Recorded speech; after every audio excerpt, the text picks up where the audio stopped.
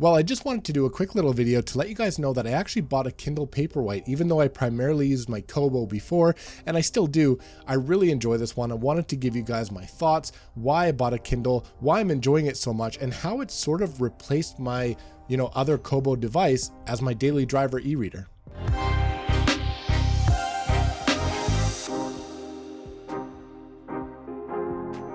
Hey guys, welcome back to the channel. My name is Theo. Thanks for hanging out with me today. Just a quick video, like I mentioned, like the title says, I kind of just wanted to give you guys my thoughts on my new Kindle Paperwhite. This is the newest version. I believe it's a 16 gigabyte, and I'm enjoying it. I recently put out a video not that long ago comparing the Kobo and Kindle devices. I went model by model, talking about all the Kindles and doing a bit of a review on all of them and what you can expect from each one of them, the pros and cons, all that stuff. And I did that with the Kobo models as well.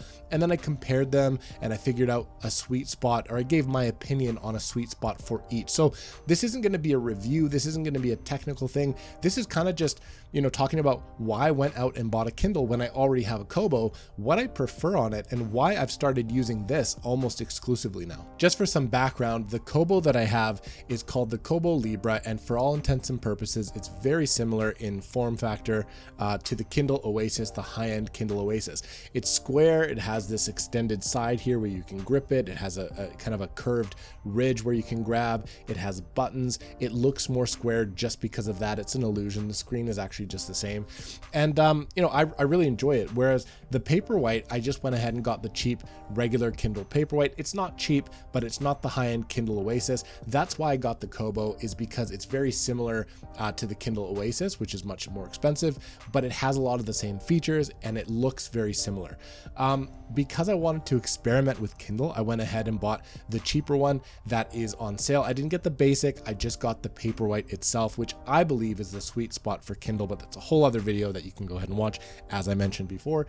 So why the hell did I go out and buy this when I already have this? Well, the first reason is I wanted to research a little bit of functionality. There are some more videos that I want to make on the topic of e-readers, and some like reading hacks and some things that you can do with e-readers to read faster, some ways to get free books and things. There are other videos I want to make, and I wanted to make sure that I explain the process properly for both Kobo and Kindle. If I ever wanted to do a video like that, I wanted to make sure that I know exactly intimately inside, the computer and stuff, what that process would look like for a Kindle user as well as a Kobo user. So the first reason was really just research. And I wanted to make sure, especially when I'm talking about Kindle, I wanted to know what the user interface looked like. I wanted to know, how it is to get something directly from Amazon, how it is to highlight stuff on a Kindle, how it is to connect to Amazon and Goodreads and stuff like that. So I wanted to get a little bit more, in touch with the Kindle user experience so that I kind of know what I'm talking about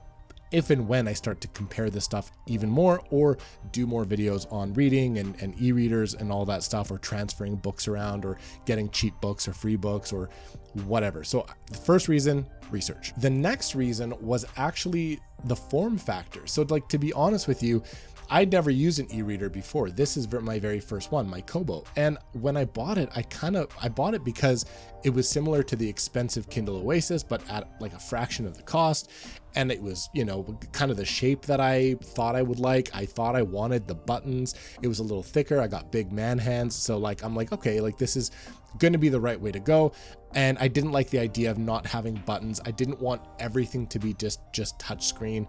I'm not sure why. That was kind of just in my head. Come to find out, I actually prefer this, and I didn't know that I would. So I bought this because there's a contrast between the form factors here. This one looks more vertical, even though it's not. The screen is actually the same. It just doesn't have this side, button piece here. It's a little bit thinner. And so if I take off the case, it's materially thinner. It's very, very skinny, and it's also quite a bit lighter.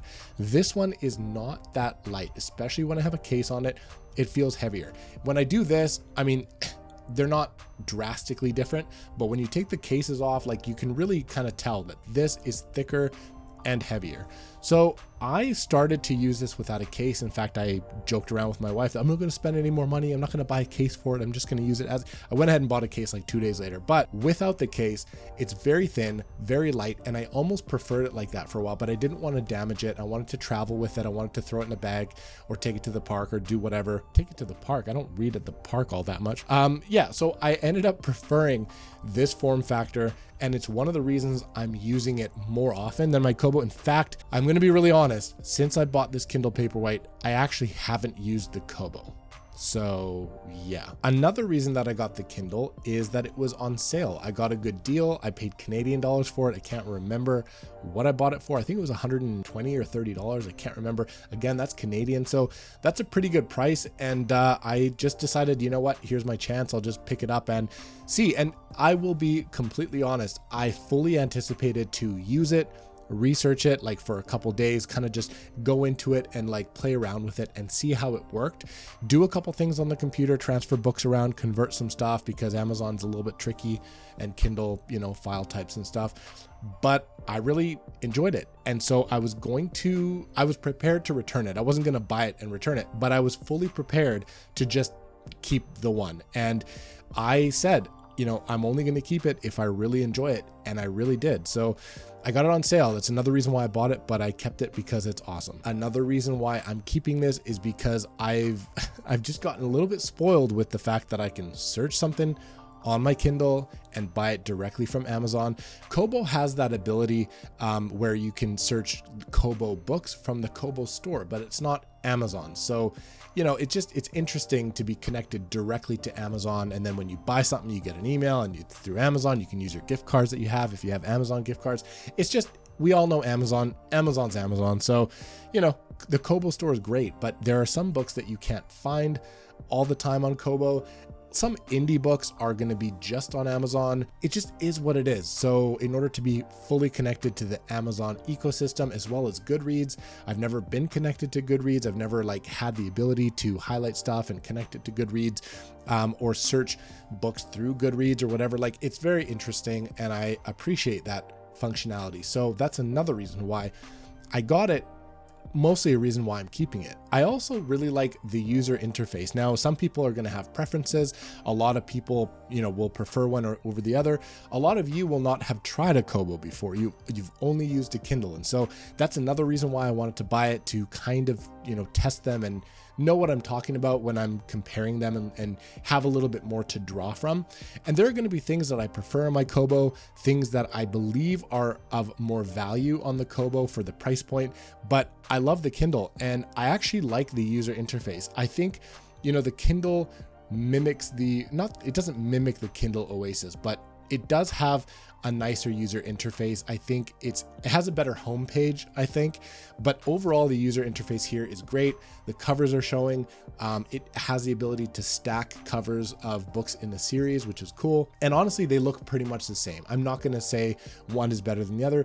They're just a little different. It's like having an Android or an iPhone. You're still going to have a screen with a bunch of apps on it. Like, it kind of just looks the same. You know from a distance that they're both smartphones. Same as this. It's the same thing. They're both e-readers. They're both pretty much similar. You're going to have a bunch of covers and books on the screen. You're going to have a homepage. You're going to have a library.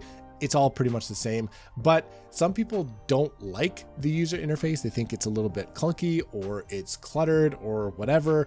I really like it. So the user interface, I didn't think that I would like more than the Kobo. I don't know if I like it more than the Kobo, but I like it enough to keep it. Anyways, this is not a review. As I said, I just wanted to let you guys know I bought a Kindle. I'm way more impressed with it than I thought I would be. I'm holding it in one hand. I like the form factor more. It's a little bit lighter. I could probably do that with the Kobo. I got big man hands, but this is just, I don't know, maybe it's the novelty of it. I'm just enjoying this one, and it has replaced my Kobo as the daily driver. So yeah, I get what the hype's all about. I like the Kindle. It was pretty cheap for how I got it. And I like the fact that it doesn't have buttons. I thought I would miss the buttons. I actually thought I would prefer the buttons, but there you go. Sometimes it just is what it is, and sometimes your tastes change. And I think that's what happened, because yeah, I'm loving the Paperwhite.